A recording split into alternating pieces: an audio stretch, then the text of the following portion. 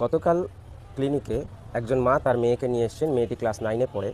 প্রতি মাসে পিরিয়ডের সময় অসহ্য পেটে যন্ত্রণা, সাথে মাথার যন্ত্রণা। এতটাই ব্যথা হয় যে চিৎকার করে, কান্নাকাটি করে। তো উনি অনেক ডাক্তার দেখিয়েছেন, 2-3টে ব্যথার ওষুধ খাচ্ছে। ব্যথাটা সাময়িক কমছে, আবার পরের মাসে একই সমস্যা হচ্ছে। মা মেয়ের সেই কষ্ট কিছুতেই কমাতে পারছেন না। প্রতি মাসে চোখের সামনে মেয়ের এই কষ্টকে সহ্য করছেন।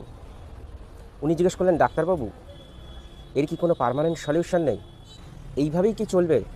এইভাবেই কি প্রতি মাসে আমার মেয়েকে কষ্ট পেতে হবে? মেয়েটি যে সমস্যা নিয়ে ভুগছে, এটি শুধু ওই মেয়েটির একার নয়, এটি অনেক মেয়েরই বা অনেক মহিলার, বিবাহিতা হোক অবিবাহিতা হোক, তারা প্রতি মাসে এই সমস্যাটা ফেস করে থাকেন। অনেক মহিলাদেরই মাসের ওই বিশেষ দিনগুলোতে প্রচণ্ড ব্যথা, কষ্ট, পেটের যন্ত্রণা নিয়েই কাটাতে হয়। মাসিকের সময় এই ধরনের অস্বাভাবিক রকম পেটে ব্যথা, যন্ত্রণা, কষ্ট পাওয়ার এই ঘটনাকে আমরা ডাক্তারি ভাষায় ডিসমেনোরিয়া বলে থাকি। অর্থাৎ এক কথায় পেনফুল মেনস্ট্রুয়েশন। অবশ্যই মাথায় রাখবেন, মেনস্ট্রুয়েশন কিন্তু প্রতিটা মেয়েরই একটি স্বাভাবিক ফিজিওলজিক্যাল ঘটনা। পিরিয়ডের সময় 1-2 ঘন্টা ব্যথা হতে পারে, তবে সেটা খুব বেশি নয়, সামান্য, এবং সেটা হয়তো একটু রেস্ট নিলেন, একটু গরম জল খেলেন বা একটু হট ব্যাগ অ্যাপ্লাই করলেন, কমে গেল। এটা কিন্তু ডিসমেনোরিয়া নয়। যখন মাসিকের ব্যথা যন্ত্রণার জন্য আপনার স্বাভাবিক দৈনন্দিন কাজকর্ম পুরোপুরি বন্ধ হয়ে যাচ্ছে, একটা অসহ্য অভিজ্ঞতার সম্মুখীন হতে হচ্ছে, তখনই আমরা তাকে ডিসমেনোরিয়া বলবো। এবং এটির জন্য অবশ্যই চিকিৎসকের কাছে যাওয়ার প্রয়োজন এবং চিকিৎসা করার প্রয়োজন। মাসিকের ওই কয়েকটা বিশেষ দিন বা তার 2-1 দিন আগে থেকে 2-1 দিন মাসিক চলা পর্যন্ত অনেকেই প্রচণ্ড পেটে ব্যথা, পেটের যন্ত্রণা, বমি বমি ভাব, অনেকে বমিও করে ফেলেন, গা হাত পা পুরো ব্যথা, অনেকে জ্বর অনুভব করেন, তার সাথে প্রচণ্ড ক্লান্তি, দুর্বলতা, অনেকে বিছানা থেকেও উঠতে পারে না, সারাদিন চুপচাপ বিছানায় পড়ে থাকে, কথা বলতে, খেতে কিছুই ইচ্ছা করে না, এমনকি উঠে টয়লেটে যাবে সেটুকু শক্তি তার মধ্যে মনে হয় থাকে না। এই সময়গুলোতে টিনেজ মেয়েরা, school going, college going girl, working woman, গৃহবধূ, প্রত্যেকের দিনের ডেলি রুটিন পুরোপুরি বন্ধ হয়ে যায়। অনেকে টিউশন যেতে পারে না, এক্সাম থাকলে এক্সাম অ্যাটেন্ড করতে পারে না, যারা অফিস করেন অফিসের কাজকর্ম করতে পারেন না, এমনকি গৃহবধূরাও তাদের নর্মাল কাজটুকু করতে অক্ষম হয়ে পড়ে। আমরা চাই প্রতিটি মেয়েই তার মাসের প্রত্যেকটি দিন কাটাক সুস্থ, স্বাভাবিক, হাসি খুশিভাবে। সুখবর হলো, হোমিওপ্যাথি আপনাকে দিতে পারে এই রকম সমস্যা থেকে দারুণভাবে স্থায়ী এবং সুন্দর সমাধান। প্রিয় দর্শক, শুধু ব্যথা কমানোই নয়, সমস্যার কারণকে খুঁজে বার করে তার গভীরে গিয়ে সমস্যার সমাধান করব আজকের এই ভিডিওতে। আজকের ভিডিওতে জানব ডিসমেনোরিয়া বা পেনফুল মেনস্ট্রুয়েশন আসলে কি, কেন হয়, কাদের হয়, এবং এর ইনস্ট্যান্ট ঘরোয়া ম্যানেজমেন্ট, যা আপনাকে তৎক্ষণাৎ খুব দ্রুত রিলিফ দিতে সাহায্য করবে। এবং ভিডিও শেষে থাকছে সবথেকে ইম্পর্ট্যান্ট পার্ট, ডিসমেনোরিয়ার কমপ্লিট হোমিওপ্যাথিক ট্রিটমেন্ট এবং তার পার্মানেন্ট সমাধান। ভিডিওটি শেষ পর্যন্ত অবশ্যই দেখবেন, কারণ ভিডিওটি খুব ইম্পর্ট্যান্ট হতে চলেছে। এবং আজকে এই ভিডিওটি দেখার পর হয়তো আপনি বা আপনার প্রিয়জন একটি ব্যথাহীন, সুন্দর মাসের প্রতিটি দিনকেই উপভোগ করতে পারবেন।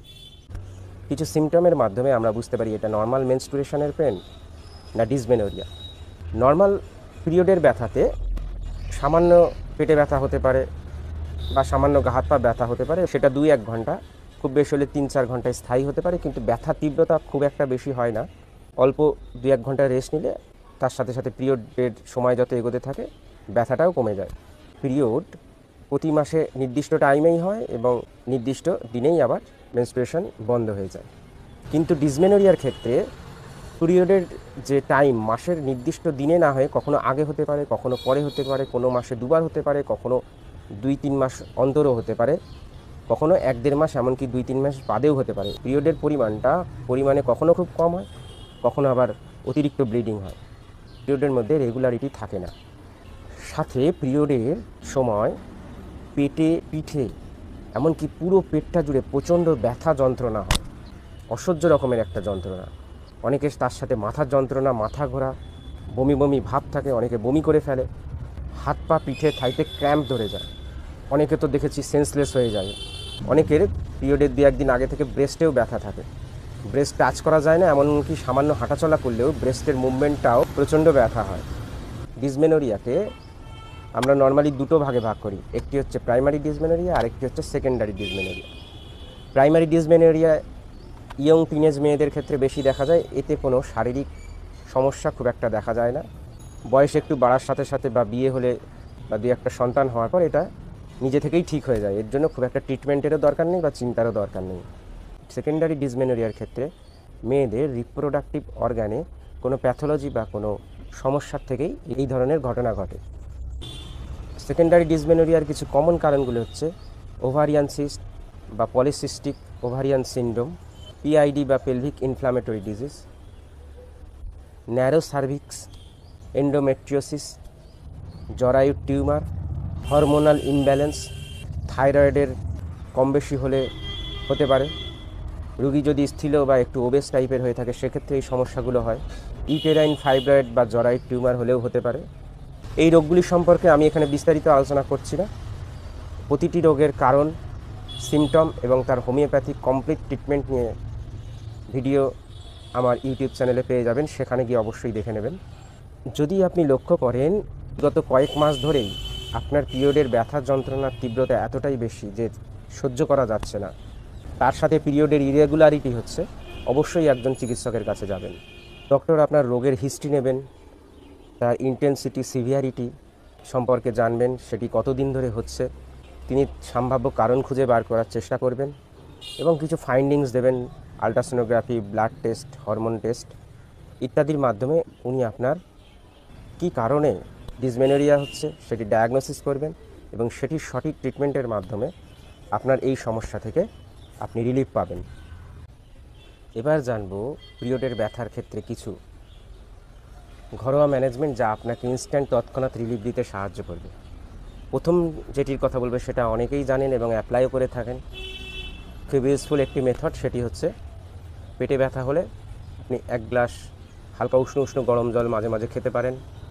তার সাথে একটি জলের বোতলের মধ্যে কিছুটা গরম জল নিয়ে বা হট ব্যাগের মধ্যে গরম জল নিয়ে তলপেটে একটু চেপে রাখবেন, তাতে ব্যথা বেশ আরাম পাওয়া যায়। সেকেন্ড হচ্ছে আপনার ডায়েটটাকে ঠিক করতে হবে। আপনার ডেলি ডায়েটে যাতে আয়রন, ফলিক অ্যাসিড থাকে সেটাকে অবশ্যই খেয়াল রেখে খাওয়া দাওয়া করতে হবে। অতিরিক্ত মশলাদার বা তেলযুক্ত খাবার একদমই খাওয়াবেন না, বাইরের খাবার অ্যাভয়েড করবেন। যারা অতিরিক্ত চা কফি খান সেটার পরিমাণটা কমিয়ে দেবেন। যারা অ্যালকোহল বা স্মোক করেন সেটাকে বাদ দিলে ভালো হয়। আপনারা নিয়মিত এক্সারসাইজ করবেন, খুব হার্ড এক্সারসাইজের দরকার নেই, একটু হাঁটাচলা করলেন, একটু যোগা করলেন, তার সাথে পেলভিক কিছু এক্সারসাইজ করলেও ভালো রেজাল্ট পাওয়া যায়। যারা একটু ওবেস বা স্থূল প্রকৃতির তারা অবশ্যই তার ওয়েটটাকে কন্ট্রোলে রাখবেন, দেখবেন ডিসমেনোরিয়ার সমস্যা নিজে থেকেই অনেকটা কমে যাবে। এবং পিরিয়ডের সময় যদি সম্ভব হয় অবশ্যই রেস্ট নেওয়ার চেষ্টা করবেন। ডিসমেনোরিয়ার ক্ষেত্রে হোমিওপ্যাথিতে খুব ভালো ট্রিটমেন্ট আছে। ক্লিনিকে যে মেডিসিনগুলো আমরা বেশিরভাগ ক্ষেত্রে ব্যবহার করি এবং খুব ভালো রেজাল্ট পাই সেইগুলি নিয়ে আজকের ভিডিওতে বলবো। প্রথম যে মেডিসিনটির কথা বলবো সেটি হচ্ছে পালসেটিলা। রুগীর পেটের যন্ত্রণা এতটাই বেশি হয় যে রুগী পেট চেপে ধরে থাকতে বাধ্য হয় এবং পিরিয়ডের যে ব্লাডটা হয় সেটা একটু কালচে ধরনের হয়। একটা বিশেষ সিমটম হলো যত পিরিয়ডের ব্যথা বাড়তে থাকে এবং রুগী ততটা শীত শীত অনুভব করতে থাকে। পিরিয়ডের যে ব্লিডিং হয় সেটা পরিমাণে খুব একটা বেশি হয় না। পালসেটিলা 30 পোটেন্সিতে দিনে 2 থেকে 3 বার পরপর 1 সপ্তাহ খেতে হবে। তারপরে পালসেটিলা 200 দিনে 1 বার করে পর 7 দিন খেতে হবে। ডিসমেনোরিয়ার ক্ষেত্রে আরেকটি খুব ভালো মেডিসিন হচ্ছে সাইক্লামেন। পিরিয়ডের ব্যথা প্রচণ্ড বেশি হয়, অসহ্য ক্র্যাম্প জাতীয় ব্যথাতে সাইক্লামেন বেশি ভালো কাজ করে। পিরিয়ডের যে ব্লিডিংটা হয় সেটা একটু কালচে ধরনের হয়। পিরিয়ডের সময় যত এগোতে থাকে ব্যথাটা আস্তে আস্তে কমতে থাকে। পেশেন্টের মধ্যে বমি বমি ভাব, মাথার যন্ত্রণা দেখা যায়। এক্ষেত্রে সাইক্লামেন 30 2 থেকে 3 ফোঁটা দিনে 3 বার করে 1 সপ্তাহ খেতে হবে। ক্যামোমিলা আমরা বেশিরভাগ ক্ষেত্রেই প্রেসক্রাইব করে থাকি। রুগী চিৎকার করতে থাকে, অসহ্য যন্ত্রণাদায়ক ব্যথা। ক্যামোমিলার মাসিকের ব্যথায় একটু গরম সেক দিলে বা গরম জল খেলে রুগী আরাম পায়। মাথার যন্ত্রণা, পিঠের যন্ত্রণা, পুরো শরীরেই যন্ত্রণা করতে থাকে এবং যন্ত্রণায় ছটফট করতে থাকে।